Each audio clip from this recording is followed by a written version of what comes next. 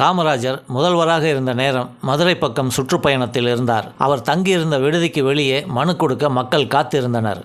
உதவியாளர் மனுக்களை வாங்கி கொண்டிருந்தார். ஒரு பெண், நான் காமராஜர் ஐயாவை நேரில் பார்க்கணும் என்றார். மனுவை கொடு, ஐயா பார்த்துட்டு கூப்பிடுவார் என்றார் உதவியாளர். இல்லை, அவர்கிட்ட தான் மனு கொடுப்பேன் என்று அந்த பெண் சொல்லும்போது காமராஜர் வெளியே வந்தார். உள்ள வாமா என்றார் அந்த பெண்ணிடம். அந்த பெண் உள்ளே சென்று அவரிடம் மனுவை கொடுத்து அழ ஆரம்பித்தார். அழாதீங்க, என்ன பிரச்சனை சொல்லுங்க என்றார். அந்த பெண் ஒரு ஆரம்ப பள்ளி ஆசிரியர். அவர் பக்கத்து ஊருக்கு மாற்றல் செய்யப்பட்டிருக்கிறார். 6 மைல் தொலைவில் உள்ள அந்த பள்ளிக்கு சைக்கிளில் தான் சென்று வருவாராம். யூனியன் கமிஷனர் அதை பார்த்து அந்த பெண்ணிடம் சைக்கிள் ஓட்டக்கூடாது என்றதுடன் காலில் செருப்பும் அணிந்து பள்ளிக்கு வரக்கூடாது என்று கண்டிப்புடன் கூறியதை அந்த பெண் அழுது கொண்டு காமராஜரிடம் கூறினார். அதை கேட்டு கோபமடைந்த காமராஜர் அடுத்த நாள் யூனியன் கமிஷனரை அழைத்து, நீ படித்தவன் தானே, பொம்பளைன்னா உனக்கு கேவலமா, அவ்வளவு இலக்காரமா என்ன, உன்ன மாதிரி ஆள் இருந்தா நாடு ஒரு அடி கூட முன்னேறாது, போய் அந்த அம்மா ஆர்டரை கேன்சல் செய்